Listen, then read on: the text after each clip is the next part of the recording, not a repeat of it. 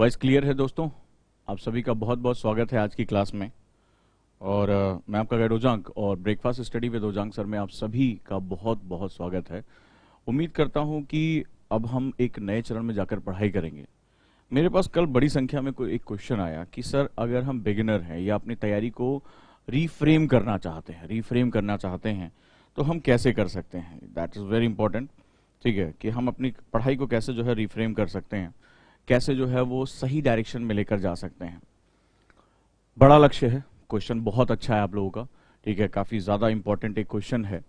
तो एक बहुत ही महत्वपूर्ण इसमें डायमेंशन भी हमारे सामने आ जाता है, और वो डायमेंशन होता है कि अगर हम किसी बड़े एग्जाम के लिए जा रहे हैं जिसमें बहुत लंबा समय लगना है, जिसमें बड़ी एनर्जी, बहुत ही रिसोर्सेज का जो है यूटिलाइजेशन होना है, तो उस कंडीशन में हम लोग जो है वो कैसे अपने आप को जो है वो ऑप्टिमाइज कर सकते हैं, कैसे हम अपने टारगेट को समझ सकते हैं। आज की मेरी क्लास इसके बारे में है, और मैं उम्मीद करूंगा कि इससे दो चीज़ें हैं। वो जो बिगिनिंग करने जा रहे हैं, जो अभी शुरुआत करने जा रहे हैं, उनको काफ़ी सही तरीका मिलेगा कि हमें फर्स्ट स्टेप कैसे रखना है। दूसरा, वो जो तैयारी कर रहे हैं, जिनको अभी 6 महीने साल भर हो रहा है, वो भी अपने आप को चेक कर सकते हैं कि मुझसे कहीं कोई गलती तो नहीं हो रही है, मुझे मेरे जो है वो तैयारी में कहीं कोई ऐसा एक स्टेप तो नहीं उठ रहा है जो मुझे जो है वो डिविएट कर रहा है या मुझे डाइवर्ट कर रहा है। या अगर उनके दिमाग में कई प्रश्न आते हैं कि मैं अपने आप को एंथुसियास्टिक क्यों नहीं कर पाता, मैं मोटिवेटेड क्यों नहीं रहता हूँ अपने लक्ष्य के प्रति, या मुझे चीज़ें याद क्यों नहीं रहती हैं, या जो है मेरे दिमाग में अक्सर जो है वो ढेर सारी चीज़ें क्यों घूमती हैं, ये पढ़ूं पहले या वो पढ़ूं, पहले आंसर राइटिंग करूं या पहले जो है वो चीज़ों को पढ़ूं, पहले एनसीईआरटी पढ़ूं या पहले स्टैंडर्ड बुक पढ़ूं। तो आपके दिमाग में से बहुत से प्रश्न हमेशा बने रहते होंगे। तो निश्चित रूप से कई बार क्या होता है कि जब हम बहुत लंबी दूरी तय कर रहे होते हैं तो हमें अपने आप को बार बार चेक करते रहना पड़ता है कि हमारा डायरेक्शन सही है कि नहीं सही है। ठीक है, तो हम अपने आप को चेक करते हैं कि हम डिविएट तो नहीं हो रहे हैं, हम अपने मार्ग से हट तो नहीं रहे हैं। तो आज की मेरी क्लास बेसिकली जो है वो इस बारे में है कि आप कैसे जो है वो अपने आप को प्रिपेयर कर सकते हो, कैसे अपने आप को मॉडिफाई कर सकते हो कि आप जो है वो कैसे इनपुट अपना देते हुए हम आगे बढ़ सकते हैं। लेट्स मूव ऑन, आगे हम लोग चलते हैं। ठीक है, चलो, तो आज हम बात करेंगे how to crack civil services in first attempt. जैसा कि हेडिंग भी थी हमारी कि हमें इस पर बात करना है कि हम पहले प्रयास में यूपीएससी को क्रैक कर सकते हैं या नहीं कर सकते। बिल्कुल कर सकते हैं। जिन लोगों ने क्रैक किया वो कहीं दूसरे ग्रह से नहीं आए हुए थे, दूसरे गोला के भी नहीं थे, वो यहीं के थे। बस अब सवाल है कि उनकी स्ट्रैटेजी क्या रही। इस बीच आप लोगों ने तमाम यूट्यूब पे जो है टॉपर्स के वीडियो देखे होंगे, उसमें चाहे वो जो है जुनैद का वीडियो हो या तमाम लोगों का, उन्होंने एक बात कही कि हमसे स्टार्टिंग में कुछ गलतियां हुई जिसकी वजह से मुझे 3 या 4 अटेम्प्ट लगे। यानी वो मानते हैं कि आप इस एग्जाम को फर्स्ट अटेम्प्ट में क्रैक कर सकते थे अगर उनको शुरुआती दौर में ही वो फंडामेंटल मिल चुके होते। तो उन सब लोगों से बात करके मैं जब लबासना गया तो वहां पे कम से कम मैं 20 ऑफिसर से, आईएएस ऑफिसर से मिला जो अभी ट्रेनिंग वहां जिनकी चल रही थी। उनसे मैंने बात किया, उनकी बातों को मैंने डायरी में नोट डाउन किया, उनसे क्या बेसिक गलतियां रही, किसने अच्छा किया, किसने बुरा किया, कौन अपनी जो है सक्सेस से सेटिस्फाइड है। तो ये सब चीज़ों के बारे में मैंने जो है बहुत विस्तार से उनसे बात किया, और उसके आधार पर मैंने एक प्रेजेंटेशन प्रिपेयर किया कि मेरे अपने स्टूडेंट्स अगर जो बिगिनिंग करना चाह रहे हैं, अच्छे से प्रिपेयर करना चाह रहे हैं, तो वो किन स्टेप को कब कब फॉलो कर सकते हैं और कैसे खुद को मोटिवेट कर सकते हैं, खुद को इंस्पायर करके रख सकते हैं कि उनको इस पूरी लंबी यात्रा में कभी थकान ना हो। चले दोस्तों, शुरू करें। अच्छा लगेगा अगर आप इन स्टेप्स को बड़े ध्यान से लिखें और इस पर मुझसे चर्चा करें, क्योंकि हर स्टेप में एक बड़ी गहराई है। हर स्टेप किसी किताब से लिए गई जो है वो थॉट्स नहीं है। ये मैंने जो है वो जब कई संख्या में जब ऑफिसर से बात की, वो जिन्होंने कई अटेम्प्ट खराब किए, वो जिन्होंने पहले अटेम्प्ट में कर लिया, ठीक है, वो जो बहुत मुश्किलों से लड़ते हुए आगे बढ़े, वो जिनके पेरेंट्स उनको पढ़ाना नहीं चाहते थे, उन सभी से मेरा बात करने के बाद जो आपकी जिंदगी की जो कॉमन समस्याएं हैं उनको लेते हुए मैंने इस सेमिनार को प्रिपेयर किया है, जो आपकी लाइफ में एक टर्निंग पॉइंट हो सकता है। चलिए देखते हैं कि आज मैं उसके कितने हिस्सों को पूरा करता हूं। बेसिकली जब हम किसी चीज की शुरुआत करते हैं, जब हम कोई मकान बनाते हैं, तो मकान में सबसे पहले क्या चीज करते हैं। आपने कई बार मकान बनते हुए देखा होगा, आपका अपना घर का बना होगा, तो सबसे पहले हम डिजाइन तैयार करते हैं। ऐसा नहीं होता कि हमारे पास जमीन पड़ी है, हम भूमि पूजन किया और भाई लग जाओ मजदूर, जहां जहां खोद पाओ वहां वहां खोद लो, जहां जहां दीवार डाल सको वहां दीवार डाल दो, और थोड़े समय बाद कुछ एक बहुत ही विचित्र सी चीज तैयार हो। ऐसा होता है? ऐसा नहीं होता है। तो जब हम कोई मकान बनाने जाते हैं, आपके माता पिता हो सकता है उन्होंने कभी आईएएस की तैयारी ना की हो, या आपने कभी जो है वो देखा होगा हमारे आसपास के लोगों में कभी आईएएस की प्रिपरेशन नहीं की है, लेकिन जब आप उनका बिहेवियर देखते हो, आप उनके बारे में जब जानते हो, तो आप एक नोटिस करते हो कि सबसे पहले उनको पता हो मकान का नक्शा कहाँ है। नक्शा, ये वर्ड जो है मैप, बड़ा इंपॉर्टेंट वर्ड होता है। क्या है इसका मतलब? है कि जो मुझे पाना है उसका मेरा फ्रेम वर्क कहाँ है, मेरा जो है वो कहाँ पर कमरे होंगे, पहले क्या डिस्कशन होता है, कहाँ ड्राइंग रूम होगा, कहाँ किचन होगा। ये ऐसे होता है कि चल यार कमरा बनाना शुरू करते हैं, जहां बचेगा वहां टॉयलेट डाल देंगे, जहां बचेगा वहां पे जो है किचन डाल देंगे। ऐसा कोई नहीं करता है, ठीक है, कोई नहीं करता है। तो हम जब अपनी तैयारी को करने जा रहे हैं और हम अपने पूरे जीवन की जो है वो निर्माण कर रहे हैं, पूरे जीवन का जो हम डायरेक्शन चेंज कर रहे हैं, तो हम इतना हैपहज़ार्डली क्यों करते हैं? साहब मुझसे बच्चा पूछते हैं, सर आईएएस की तैयारी करनी है, आईएएस की तैयारी करनी है, ठीक है, बहुत अच्छी बात है, आईएएस की तैयारी करनी है, बट तुम्हारा लेआउट कहाँ है, तुम्हारा प्लान कहाँ है, तुम्हारा ड्राइंग रूम कहाँ होगा, तुम्हारा जो है वो बेडरूम कहाँ होगा, तुम्हारा पूजा घर कहाँ होगा, तुम्हारा जो है किचन कहाँ होगा? यानी कि तुम किस स्तर पर अपनी जो है वो बिगिनिंग करोगे, कब एनसीईआरटी की तरफ जाओगे, कब स्टैंडर्ड बुक पढ़ोगे, कब एसे राइटिंग करोगे, कब जो है वो तुम्हारा आंसर राइटिंग में कमांड होगा, कब अपना व्यक्तित्व परीक्षण कर पाओगे, ये सारी चीजें तुम्हारा पहले दिन ही फ्रेम आउट हो जाना चाहिए। अगर नहीं है तो फिर आप अंदाजा लगा के देखो कि अगर किसी मकान का नक्शा नहीं है और वो व्यक्ति अपना मकान बनाने जा रहा है तो उसके मकान की क्या दुर्दशा होगी, क्या चीजें होंगी, इसके बारे में आप अंदाजा लगा सकते हो। और हमारे कई स्टूडेंट का जो करियर तबाह हो जाता है, जो वो बहुत लंबे समय बाद बर्बाद हो जाते हैं, उसके पीछे सबसे बड़ा कारण ये है कि वो आईएएस बनना चाहता हूं, लेकिन आईएएस बनने के पीछे जो फ्रेमवर्क है वो पूरी तरह से मिसिंग है, पूरी तरह से गायब है। उनको नहीं पता कि मेरे मकान में कौन सी चीज कहां होगी। सो जब आप अपने छोटे से सेगमेंट के बारे में जब इतना कुछ सोचते हो मकान बनाते समय, इसमें तो आपका पूरा जीवन जो है वो समर्पित होने जा रहा है। लेट्स स्टार्ट, हम लोग शुरू करते हैं।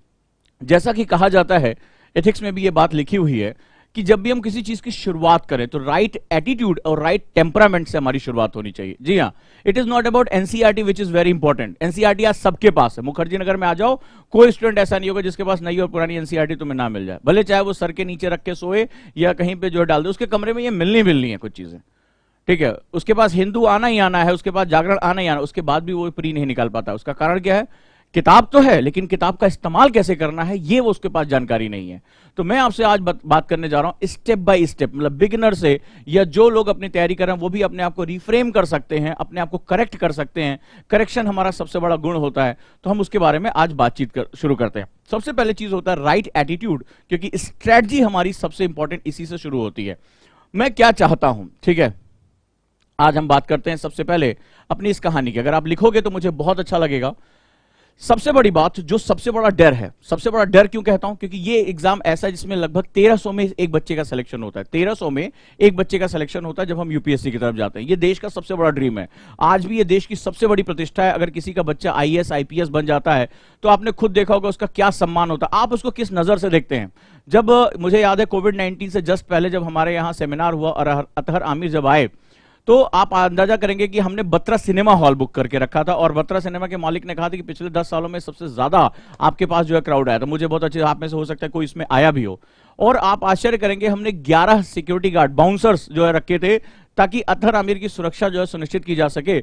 और उसके बावजूद भी इस भीड़ ने सिर्फ उनको देखने के लिए, उनको, मतलब मुझे याद है कुछ बच्चों ने कहा कि सर हम उनको पास से जाकर देखना चाहते हैं, हम इनको वीडियो पर देखना, वो रोने लगे बच्चे कि हमें सर उनके साथ खड़े होना है, उनके साथ फोटो खिंचाना है।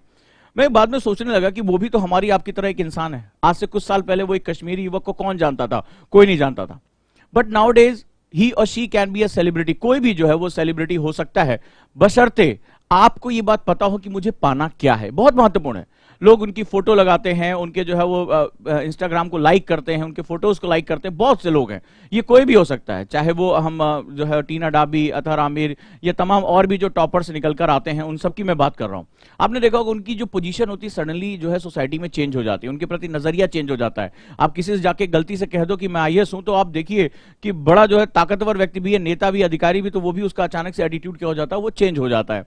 चलिए अब हम बात करते हैं। सबसे पहले मेरा टॉपिक ही बड़ा वियर्ड है, मैं उसके बारे में बात करूंगा कि जब 1300 में एक बच्चे का सिलेक्शन होता है तो 1299 क्या कर रहे होते हैं?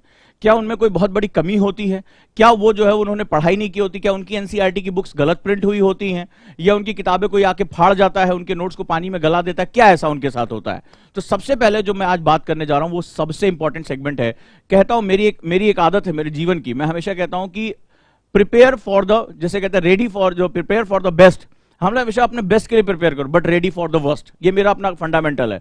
मैं जब भी किसी से बात करता हूं तो मैं सबसे पहले उसके नेगेटिव पॉइंट्स के बारे में बात करता हूं, ठीक है, कि भाई नेगेटिव हो जाएगा तो क्या होगा, ठीक है। तो मेरा ये हमेशा जो है फंडामेंटल रहा है कि प्रिपेयर फॉर द बेस्ट, सबसे बेस्ट के लिए अपने आप को प्रिपेयर करो, but ready for the best, क्योंकि हर चीज हमारे कमांड में नहीं होती है।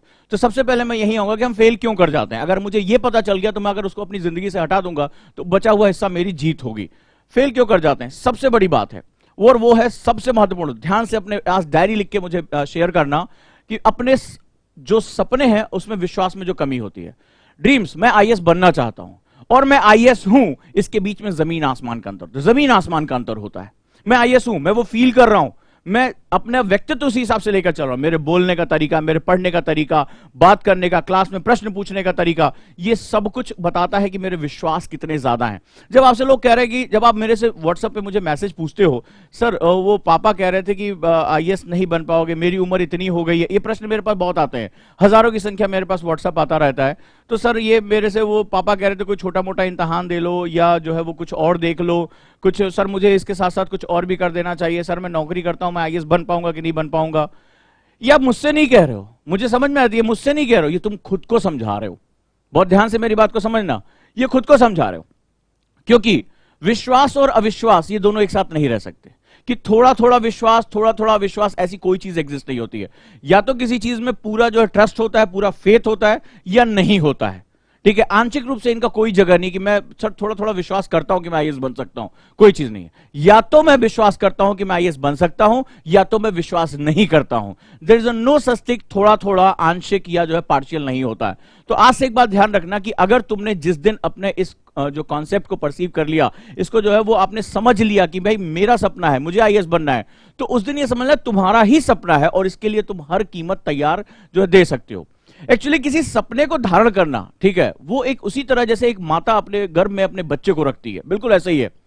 तो आप कभी किसी माता से कहो जो अपने बच्चे को प्यार करती थी, किस परिस्थिति में अपने इस बच्चे का त्याग कर दोगे? कहेगी किसी परिस्थिति में नहीं, जब तक जीवित हूं, अगर वो माता है, अगर वो जीवित हूं तो तब मैं इस बच्चे की रक्षा करूंगी, किसी भी तरीके से, मुझे लाख कष्ट हो जाए, मुझे इस बच्चे को जीवित रखना है। तो वो हर कार्य वही से ही करती है कि ताकि उसके बच्चे को कभी कोई नुकसान ना हो, उसका बच्चा स्वस्थ हो और वो अच्छी जिंदगी जी सके। यानी माता का जीवन जो है अपने बच्चे के लिए समर्पित हो जाता है। ऐसा ही कुछ यूपीएससी का जो सपना देखने वाले जो स्टूडेंट्स हैं, चाहे वो गर्ल्स हो चाहे बॉयज हो, वो बिल्कुल उसी तरह से आपने एक सपना कंसीव किया है, आपने उसको जो है वो अपने दिलो दिमाग में आपने उसको धारण कर लिया है। अब चाहे दुनिया की कोई ताकत क्यों ना आ जाए, एक बार तो मुझे इसके लिए फाइट करना ही करना है, फाइट करना ही करना है, चाहे जो हो जाए, चाहे वो कोई भी हो, मेरा सगा संबंधी, ब्लड रिलेशनशिप, संसार की सारी परिस्थितियां मुझसे कह रहे हैं कि भाई आपको ये नहीं करना चाहिए, लेकिन अगर मैंने सोचा है, मेरे अंदर कुछ ताकत है, तो मुझे ये करना ही चाहिए, चाहे संसार की कोई भी ताकत मेरे सामने आकर क्यों ना खड़ी हो जाए। दूसरा, जब आप अपने आप से एक प्रश्न पूछते हैं, मैं हमेशा कहता हूं और कई सालों से ये कहता चला रहा हूं, मैं आईएएस क्यों बनना चाहता हूं, this is one of the most fundamental thing. मैं यकीन मानिए आपको लग रहा होगा कि ये प्रश्न में क्या दम है, इसमें कौन सी, या आप अखबार पढ़ना बताइए, फलाना बताइए। अरे आज की डेट में इतना जो है जानकारी यूट्यूब पे पड़ी है, लोग सुबह सुबह उठ के अखबार पढ़ा रहे हैं, सब कुछ कर रहे हैं, उसके बाद भी पढ़ क्यों नहीं पा रहे हो? मेरा प्रश्न यही है। इतने चैनल्स हैं अखबार पढ़ाने, एडिटोरियल, फलाना ढिकाना, क्या क्या नहीं है आज की डेट में। इतनी एबंडेंट इंफॉर्मेशन है कि तुम खाली क्लिक करो और तुम्हें सब कुछ मिल जाएगा, उसके बाद भी पढ़ क्यों नहीं पा रहे हो? उसके बाद भी शाम को परेशान क्यों रहते हो कि यार आज मैंने था तो सब कुछ, अखबार भी आया था, वीडियो भी था, किताब भी थी, मैं पढ़ा क्यों नहीं? मैंने आज का दिन बर्बाद क्यों कर दिया? मैं वो वेब सीरीज क्यों देखने लगा? मैं दोस्त के साथ कहीं चला क्यों गया? ये प्रश्न हमेशा आपको काटता होगा कि मैंने सोचा था 8 घंटे पढ़ूंगा तो मैं 2 घंटे में ही क्यों थक गया। ये प्रश्न परेशान जरूर करता होगा, आज पक्का करता होगा, आपको कहीं ना कहीं कचोटता जरूर होगा। जो नहीं, जिनको कचोट रहा वो ये देख ही नहीं रहे हैं, ये वीडियो उनको जरूरत ही नहीं, वो पढ़ रहे हैं अपना बैठ के, क्योंकि वो तो अभ्यस्त हो चुके हैं, उनको तो पता है कि वो तो योगी की तरह है, वो तो जो है वो अब धुनी रमा चुके हैं अपनी, वो तो तभी उठेंगे जब जो है वो लबासना का रास्ता उनके लिए खुल जाएगा। बट सबसे बड़ा उसका कारण है कि आपको ये पता ही नहीं है कि मैं आईएएस क्यों बनना चाहता हूं। अपने कारण को ढूंढो, उस वास्तविक कारण को ढूंढो जो तुम्हारे सपनों की जो है नींव को बहुत मजबूत कर सके। सपनों का पत्थर रखना बड़ा आसान है, जैसे हमारे नेता शिलान्यास करते हैं, लेकिन उस प्रोजेक्ट को पूरा करना बड़ा मुश्किल है कि उस पत्थर को सीमेंट लगा के जो है वो क्या कर सको, उसको जो है जड़वत कर सको, रोक सको उसको कि भाई अब हिलेगा नहीं, चाहे दुनिया की कोई भी ताकत आ जाए। राइट। और जो लाइन मैंने अगली लिखी है वो सबसे इंपॉर्टेंट है, you are interested in UPSC but not committed in UPSC. बहुत ही महत्वपूर्ण लाइन है, बहुत ही जबरदस्त ये लाइन है। इंटरेस्टेड हो, मैंने ये अपने व्यवहार में देखा है। सर मेरे पास बच्चे बच्चियां आते हैं बहुत से, मतलब मैं तो सबसे साक्षात्कार करता रहता हूं, मिलता रहता हूं, मेरा एक शौक है। सर मैं आईएएस बनना चाहता हूं। हाँ बहुत अच्छी बात। सर मैं आईएएस बनना चाहती हूं। सर मेरा एक ही सपना है, सर मुझे फर्स्ट अटेम्प्ट में क्लियर करना है। ठीक है, आप आए जनवरी में, आपने ये बात बहुत जोर से कही, सर मुझे कुछ भी बताइए, मुझे क्या करना होगा। ठीक है, मार्च आते आते, हाँ बेटा कहाँ थे आप, क्लास भी नहीं आए। वो सर कुछ काम पड़ गया था जरूरी, तो हम जो है क्लास नहीं आ पाए। ठीक है, अप्रैल आते आते बेटा आपने होमवर्क नहीं किया, अरे वो सर वो थोड़ा सा तबीयत खराब हो गई थी, कहीं जाना पड़ गया तो इसलिए होमवर्क नहीं किया सर, अगली बार से अच्छा करेंगे। फिर जो है वो मई आ गया, बेटा आप लगातार क्लास में भी नहीं आ रहे हो, आपकी परफॉर्मेंस डाउट है, आपने टेस्ट नहीं दिया, वो सर मुझे लग रहा है कि मेरा वो प्रिपरेशन सर वो उतनी अच्छी है नहीं, इसलिए अगली बार हम प्रिपेयर करके टेस्ट देंगे। क्या कर रहे हो आप, क्या कर रहे हो आप जब जनवरी में आए तो आपने कसमें खाई थी कि सर आईएएस टॉप करेंगे, मेरा सपना है, मेरे बचपन का सपना है, और मार्च आते आते, अप्रैल आते आते, मई आते आते आपकी एनर्जी खत्म। और देखना ये बहुत बड़ी अखंड सच्चाई है। फिर अचानक से आपको काम आ जाते हैं, आप टेस्ट प्रिपेयर नहीं कर पाते हो, आपके नोट्स नहीं बन पाते हैं, कुछ नहीं होता, just because of you was interested. आप बहुत इंटरेस्टेड थे, ठीक है, बहुत इंटरेस्टेड थे कि आईएएस मुझे करना है, लेकिन कमिटेड नहीं थे। और जब किसी रिश्ते में कमिटमेंट नहीं होती है ना, वो रिश्ता टूट जाता है। ठीक है भाई, कोई बहुत अच्छा सुंदर व्यक्ति दिखा, ठीक है, चाहे लड़का या लड़की, भाई बहुत बहुत खूबसूरत है, हम आगे चल के जाएं, लेकिन पता चला उसके प्रति तुम्हारे कमिटमेंट ही नहीं है, तो वो रिलेशनशिप आगे थोड़ी न जाएगी। तो यूपीएससी में तो तुम्हारा एक रिश्ता है, जीवन भर का रिश्ता है, ये पति पत्नी से भी ज्यादा गहरा रिश्ता है।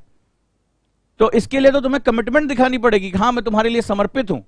तो जब समर्पण होगा तभी तो रिश्तों का जो है होगा। जो लोग भी किसी रिलेशनशिप में होंगे, जो इस बात को बहुत अच्छी तरह जानते होंगे कि बिना कमिटमेंट के तो कोई रिश्ता चल ही नहीं सकता। किसी रिश्ते में अगर तुम बेईमानी करोगे, बेवफाई करोगे, तो वो रिश्ता चलेगा। तो भाई तुम यूपीएससी के साथ तुम्हारा जीवन भर का रिश्ता है, मतलब अंतिम मरते समय तक भी तुम्हारा पोस्ट तुम्हारे साथ रहेगा। ये साहब भूतपूर्व आईएएस या भूतपूर्व आईपीएस थे, तो जो मरते समय जो है तुम्हारे तक रहेगा, तुम्हारे अंतिम समय तक चलेगा, तुम्हारे बाद भी चलेगा, ठीक है, तुम्हारे बच्चे उसका जो इस्तेमाल करेंगे, भूतपूर्व आईएएस का मैं पुत्र हूं या पुत्री हूं।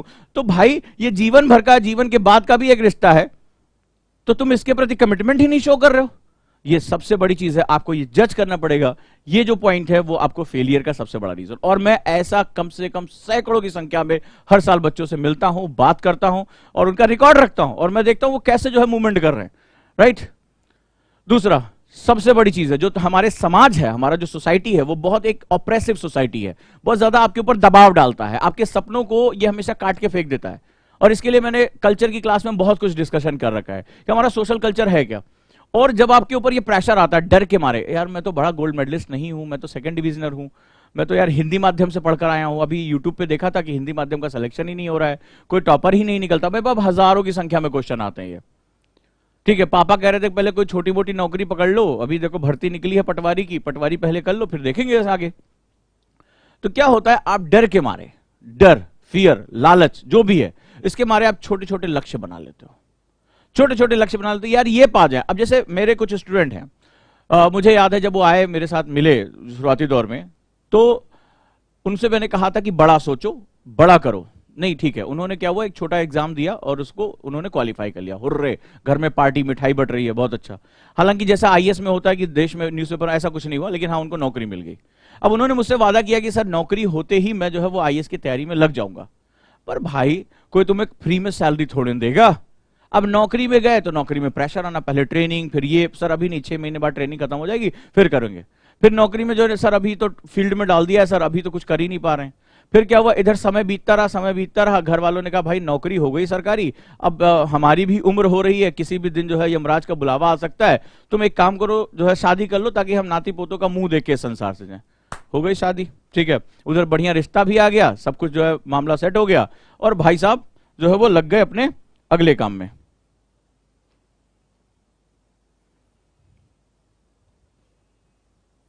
वो अपने काम में लग गए। नतीजा क्या हुआ, धीरे धीरे फिर शादी हो गई, बच्चे हो गए, पूरा करियर तबाह। अगर अब मैं पूछूं कि यूपीएससी के बारे में क्या सोच रहे हो, बोले सर मैं अपने बच्चे को आईएएस की तैयारी कराऊंगा। ठीक है, ये मजाक की बात नहीं है, ये मैंने देखा अपने सामने। सर मैं अपने बच्चे को सर मैं बहुत बढ़िया से पढ़वाऊंगा। और मैंने कहा तुम्हारा जब सपना पूरा नहीं हुआ, तुम अपने सपने के लिए लड़ पाए, तो तुम्हें किसने हक दिया है कि अपने बच्चे से वो कहो कि तुम ये सपना पूरा करो। अरे वो नहीं आईएएस बनना चाहता, वो फुटबॉलर बनना चाहता, उसको जो बनना चाह रहा वो बनने दो। तुम्हारी अपने जीवन पे कमांड है और तुम उसको तो नहीं कर पाए, तुम उसके ऊपर अपने सपनों को क्यों थोप रहे हो। मारोगे, पीटोगे, जबरदस्ती पढ़ाओगे, उसको नहीं पढ़ने का मन है फिर भी उसकी जिंदगी बर्बाद करोगे। अपनी तो बर्बाद किया ही, अब उसकी भी बर्बाद करोगे। तो ये बहुत ही बड़ा एक फैक्ट है कि कभी भी अपने छोटे लक्ष्य मत बनाना, ठीक है, हमेशा बड़ा सोचो, क्योंकि मानव दिमाग की कोई सीमा नहीं है। मानव जो सोच लेता है, जब उसके पास कोई विकल्प नहीं बचता तो वो बड़े से बड़े चमत्कार कर देता है। और पूरा इतिहास उठा के देखो, ऐसे ही चमत्कारों, ऐसे ही क्रांतिकारी परिवर्तनों से ये चीजें बनी हुई हैं। जब हमारे पास कोई विकल्प नहीं बचा कि अब डू और डाई कंडीशन है, मुझे ये बड़ा करना है, और उन्होंने कर दिखाया। मानव मन को, जो मानव का दिमाग है, इसको बहुत ही विचित्र तरीके से बनाया गया। ये आप इसकी सीमाएं तय करते हैं, ये अपनी सीमाएं कभी तय नहीं करता है। आप क्या सोचना चाहते हो, क्या पाना चाहते हो, कितनी असंभव चीजें आप सोचते हो, आपके लिए वही सब कुछ बना है। तो आप क्या कहते हो, भाई साहब हम इतने ब्रिलियंट नहीं है। तो क्या तुम्हारे दिमाग में फफूंदी लगी हुई है जो ब्रिलियंट नहीं हो, या तुम्हारे दिमाग का आधा हिस्सा किसी ने ले लिया है? सेम दिमाग है, आप सवाल है कि तुम उपयोग नहीं करना चाहते। तो हमेशा याद रखना कि हमेशा अपने लक्ष्य जो है वो बड़े से बड़े बनाओ और उसके लिए डट जाओ। एक जीवन मिला है, उसके लिए समर्पित रहो, एक ही लक्ष्य बनाओ, मुझे यही पाना है। और नेक्स्ट वन, अगला जो सबसे बड़ी बात है, आपको अपने लक्ष्य से प्यार नहीं है, सबसे इंपॉर्टेंट है।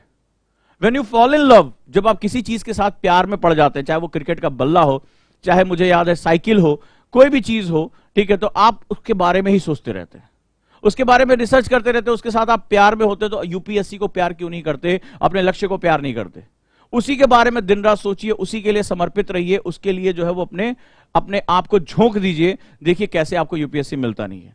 ये वो फंडामेंटल रीजन है जो मैंने जो अपने लोगों से देखा है, बात किया है, डायरी में जो इनपुट्स लिखे हैं, उससे मुझे ये पता चला ये सबसे पहले रीजन है फेल होने के। इट इज नॉट एनसीईआरटी की हमने पुरानी वाली पढ़ ली थी, नई वाली से क्वेश्चन है, ऐसा कुछ नहीं था। लक्ष्मीकांत का साहब मैंने जो है वो चौथा एडिशन पढ़ा था, 5वां होता तो हम टॉप कर जाते, ऐसा भी कुछ नहीं है, ठीक है। तो सारी बुक्स, सारे टीचर, सारी किताबें, इंटरनेट सबके लिए ऐसे ही निःशुल्क पड़ा हुआ है, ऐसे ही ओपन है। बस सवाल यह है कि आपके पास वो फंडामेंटल है नहीं। क्योंकि जब तुम YouTube पे बैठे होगे, जैसे यहां पर भी है, मैं रोज देख रहा हूं, फ्री क्लास चल रही है, YouTube पे भी जाती है, उसमें क्या होता है, 5-6 ऐसे स्टूडेंट है जो दूसरे लड़कियों से, क्या कर रही हो, मुझे अपना नंबर दे सकती हो, उनको क्यों तुम यहां आए हो, क्यों तुम इस क्लास में आए हो? अरे भगलो यार, अपनी और जो है दूसरों की भी जिंदगी बर्बाद कर रहे हो, ठीक है। तुम क्या करती हो, तुम कैसे पढ़ रही हो, क्या हम जो है मिलकर स्टडी कर सकते हैं? वारे वाह, ये अलग ही अपनी दुनिया बसाए पड़े हैं। तो जब आप इसके लिए नहीं हो, तो आपको अभी मजा तो बहुत आ रहा है, लेकिन वो रंग दे बसंती का एक डायलॉग याद है ना, बहुत बहुत बेहतरीन डायलॉग था कि कॉलेज की इस तरफ, कॉलेज का मतलब यहां पर अभी जब तक आप सेफ हो, माँ बाप आपको पैसा दे रहे हैं, अपना वरद हस्त दिए हुए हैं, हम जिंदगी को नचाते हैं, और कैंपस के उस पार जिंदगी हमें नचाती है। और ये बहुत बड़ी सच्चाई है, ठीक है, बहुत बड़ी सच्चाई। आज मजे ले लो, आज जो है मोबाइल खरीद लो, एंजॉय कर लो, चैटिंग कर लो, माँ बाप से पैसे ले लो, कोई बात नहीं, बस ये सीमाएं कुछ जल्दी ही आ रही हैं। उसके बाद जिंदगी जब आपको नचाएगी, और जब आप रात में बारिश में भीगते हुए, कभी तुम्हारे घर में जो स्विगी और ये सब जो डिलीवरी करने आते हैं, रोक के कभी जो है उनकी स्थिति पे, जाड़े की रात में अगर कभी आ रहा है तुम्हारा 10 बजे खाना देने, उसके कभी पीठ थपथपा के उससे थोड़ा सा जो है नरमी से बात करके देखना, अपनी असलियत बताएगा कि साहब मैं भी पढ़ने में ये कोशिश करता था, मैं ये इंजीनियरिंग किया हुआ, मुझे कोई नई काम मिला तो मैं यही कर रहा हूं, ठीक है, मैं फलाना जो हूं, मैं ये चाहता था लेकिन मुझे ये करना पड़ रहा है, ठीक है। रात में 10 बजे जब तुम अपने घरों में बैठ के टीवी के सामने ऑर्डर कर रहे हो, तो रात के 10 बजे जो है जाड़े की रात में वो तुम्हारा खाना डिलीवर करने आ रहा है, ठीक है। तो अब तुम्हें यह सोचना है कि तुम्हें अपने ड्राइंग रूम में बैठकर खाना खाना है या तुम्हें किसी के घर खाना पहुंचाना है। ये तुम्हारे ऊपर है, और तुम्हारा निर्णय ये बिल्कुल 100% तय कराएगा कि क्या तुम करने जा रहे हो। आज जिंदगी को एंजॉय कर लो, कल जिंदगी तुम्हें एंजॉय करेगी। उसके लिए तुम एक खिलौना हो जो तुम्हें दौड़ाएगी, भगाएगी, तुम जिंदगी के ऊपर कमांड नहीं कर पाओगे, ठीक है। जिंदगी की पूरी जिंदगी जद्दोजहद में बीत जाएगी कि कल मेरा खाना कैसे बनेगा, मेरे बच्चे की पढ़ाई कैसे होगी, पूरी लाइफ। और अगर आज तुमने जो है वो लड़ लिया, आज अपने सपनों में जान डाल दी, तो कल जिंदगी तुम्हारी शर्तों पर चलेगी। तुम क्या चाहते हो इस बात पर डिपेंड होगा। तुम्हें ये नहीं सोचना पड़ेगा मेरे बच्चे का स्कूल में एडमिशन होगा या नहीं होगा, मेरे पास पैसे होंगे कि नहीं होंगे, सब कुछ आपके लिए जो है उपलब्ध रहेगा, बशर्ते तुम इस समय की कीमत को कितना समझ पाते हो। तो मैंने आज सबसे पहले यह बताया कि हम फेल क्यों होते हैं। फिर से कह रहा हूं, पहली बात, अपने सपनों में विश्वास करना सीखो। एक सपना देखो, कोई जरूरी नहीं कि हर दिन सुबह उठो आज मैं पायलट बनूंगा, आज मैं रॉकेट साइंस बनूंगा, आज मैं ये बनूंगा, नहीं। एक सपना देखा और उस सपने के पीछे पूछो कि मैं ये क्यों बनना चाहता हूं। जब वो कारण मिल जाए तो उसमें विश्वास करो, और इतना अखंड विश्वास करो कि दुनिया की कोई भी ताकत तुम्हें तुम्हारे सपनों से दूर न ले जा सके। दूसरा, इंटरेस्टेड हो पर कमिटेड नहीं हो। इंटरेस्ट शो कर रहे हो, मैं आईएएस बनना चाहता हूं, लेकिन अगर कमिटेड होते तो जनवरी, फरवरी, मार्च, अप्रैल, मई, जून, जुलाई हमेशा कंसिस्टेंट रहते। मैं हमेशा कहता हूं कि आज भी इस एग्जाम में कछुआ ही रेस जीतता है, खरगोश नहीं। खरगोश आते हैं मेरे पास, मैं इनको पैराशूट स्टूडेंट कहता हूं। अक्सर तुम लोगों ने कहा अगर मेरे साथ तुम्हारा कभी मिलना हुआ हो तो मैं इनको पैराशूट स्टूडेंट कहता हूं। आए और झमझमाते हुए ममास बॉय की तरह जो है नीचे कूदे, तिलक विलक लगाया, झकास जो है वो मम्मी के हाथ का लड्डू वड्डू खाए, सर मैं आईएएस बनना चाहता हूं। 3 महीने बाद उनका लड्डू जो है फफूंदी पकड़ लेता है और वो उनके जो है सारे सपने गलने शुरू हो जाते हैं, भग लेते हैं यहां से, बोले सर बहुत कठिन है, अब लग रहा है आईएएस बनना बड़ा मुश्किल। अच्छा, तुम देश की सबसे ऊंची पोस्ट भी चाहते हो, कल तुम देश के नीति नियंता बनना चाहते हो, कल हजारों लाखों के तुम हीरो बनना चाहते हो, और तुम कोई तकलीफ भी नहीं झेलना चाहते। संसार में इतिहास उठा के देख लो, क्या आज तक कोई हीरो ऐसा हुआ है जिसको तपा देने वाली आग से ना गुजरना पड़ा हो, जिसको जान तक के खतरे ना आए हो, या जो भी हीरो ऐसा जिसने जो है पूरे समाज को नेतृत्व ना किया हो। लेकिन ये नेतृत्व करना इतना आसान होता है क्या? हीरो बनना इतना आसान होता है? सबका प्रसिद्ध होना इतना आसान होता है? पूछो किसी भी सक्सेसफुल व्यक्ति से, पीछे उसके पीछे कितनी बड़ी पीड़ा उसके साथ होती है। उस मां से पूछो जो एक बच्चे को जन्म देती है, कितनी पीड़ा से गुजरती है। अरे संसार में सफलता, जन्म, जीवन, इन सब का जो प्रारब्ध है, जहां पे हम शुरुआत करते हैं, वही दर्द है, वही जो है तकलीफ है। तो अगर पढ़ते समय दर्द हो रहा है, अपने दोस्तों से बिछड़ने का दर्द हो रहा है, कहीं किसी फंक्शन में ना जाने का एहसास हो रहा है, तो यार ये दर्द जो है वो अवसंभावी है, ये तुम्हारे इनहेरिट है, ये होगा ही होगा। बिना दर्द के जो है वो बच्चा जब जो है वो पैदा नहीं होता, जीवन का जन्म नहीं होता, तो तुम कैसे उम्मीद कर सकते हो तुम इतने बड़े सपने को जो है वो जमीन पर लेकर आ पाओगे? अपनी और जाने कितने लोग की जिंदगियों में परिवर्तन कर पाओगे? इतना महान सपना देख लिया है तो दर्द तो सहना पड़ेगा भाई। तो सबसे पहले ये फेलियर के जो रीजन है, इनको अपने जीवन से हटा दो, हटा दो इनको। विश्वास करो, बड़े सपने देखो, और बड़े सपने देखना तुम्हारा हक है। मानव होने के नाते हमें कभी भी, मानव जाति में हर वो व्यक्ति अपराधी है जो छोटे सपने देखता है या किसी दूसरे को छोटे सपने देखने के लिए प्रेरित करता है। वो चाहे घर में आपके क्यों ना हो, आपका बहुत सगा संबंधी क्यों ना हो, अगर वो आपको छोटे सपने देखने के लिए प्रेरित करता है तो वो अपराधी है। मानव जाति के विनाश और उसके जो दबाव के कारण सबसे बड़ा वही लोग हैं जो दूसरे के सपनों की हत्याएं करते हैं, उनके सपनों को दबाते हैं। मानव होने के नाते ईश्वर ने हमें समान जो है वो अवसर दिए, समान अवसर दिए हैं। अगर आप YouTube पे जाएं, आपने दीपा का नाम सुना होगा, पैरा ओलंपिक्स में जो है वो इतनी गोल्ड मेडलिस्ट हैं। क्या करते हो? मोटर एक्टिविटी आपकी खराब है, बॉडी आपकी जो है खराब है, और आप जितने पदक लेकर आ रहे हो, और जो हष्ट पुष्ट है वो पता चला जो है वो गुटखा पान खा के जो है मुंह में दबा के हम बताओ क्या करना है, ये जो है वो काम कर रहा है। तो कौन सही है, वो हष्ट पुष्ट शरीर वाला या वो व्हील चेयर पे बैठी हुई दीपा जिसका दिमाग जो है वो बहुत जटिल है, जिसके दिमाग के अंदर असंभव जैसा कोई चीज है ही नहीं है? तो इंसान के बाद जो सबसे बड़ी चीज ईश्वर ने दी है उसका दिमाग दिया है। उसको प्रोग्राम करना है तुम्हें, उसको कमांड करना है तुम्हें, अपने सपनों को मरने नहीं देना है तुम्हें। हमेशा इस बात को रखना है कि तुम्हारे अंदर वो ताकत है, वो जील है जो तुम्हें कहीं पर भी लेकर जा सकती है। तो अब आप सोचना शुरू करिए कि आज से मुझे अपने सपनों को मरने नहीं देना है। और दर्द इस महान सफलता की पहली सीढ़ी है। अगर बॉडी में पेन नहीं होगा, सर में दर्द नहीं होगा, थकान नहीं होगी, इमोशनल पेन नहीं होगा, तो समझ लेना कि आप सफलता के रास्ते पर हो ही नहीं।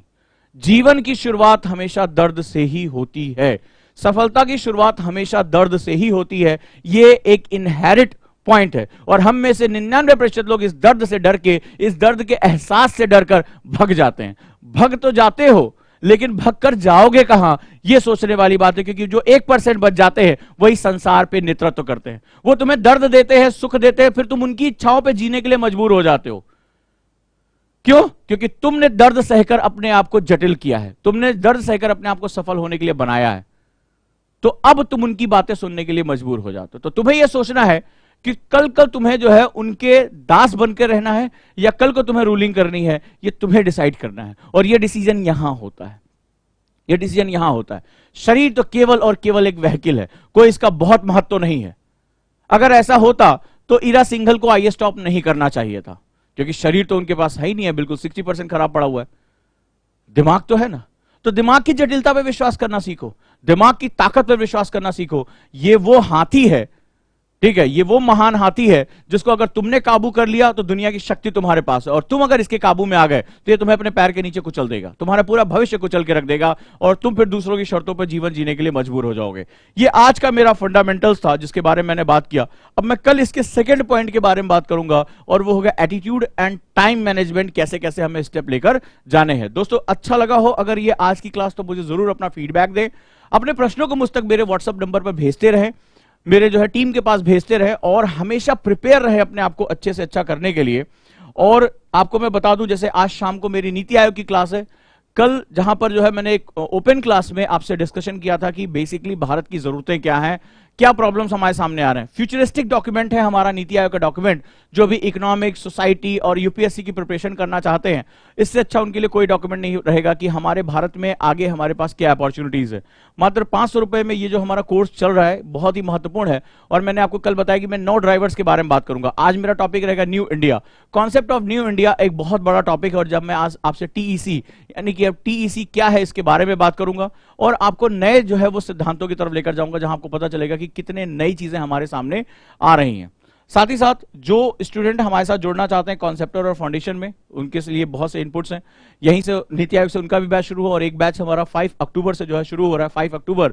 उसके बारे में भी फाउंडेशन और कॉन्सेप्टर में आप जो दिए गए नंबर है उस पर आप जानकारी प्राप्त कर सकते हैं, जुड़ सकते हैं और अपनी तैयारी को आगे लेकर जा सकते हैं। एक बात ध्यान रखना, हमारे दिमाग में, मुझे नाइकी का एक जो लाइन बहुत पसंद है, बहुत पसंद है, just do it, just do it. मैं अपनी लाइफ का फिलॉसफी इसको मानता हूं। आगे चलकर मैं रिचर्ड ब्रांसन को बहुत फॉलो करता हूं, बहुत उनको एडमायर करता हूं, जो है वो जाने माने जो वर्जिन अटलांटिक के भी मालिक हैं। डिसलेक्सिया बीमारी का शिकार था वो व्यक्ति, यानी वो लिख पढ़ नहीं सकता था। मुझे क्यों उनकी बायोग्राफी बहुत पसंद है और मैं कई बार उसको पढ़ चुका हूं। तो वो डिसलेक्सिया नाम की बीमारी जो है उनको बीमार था, और अगर हमें डिसलेक्सिया हो जाए तो हम ये सोचेंगे भाई हम लिख पढ़ नहीं सकते, अक्षर पहचान नहीं सकते।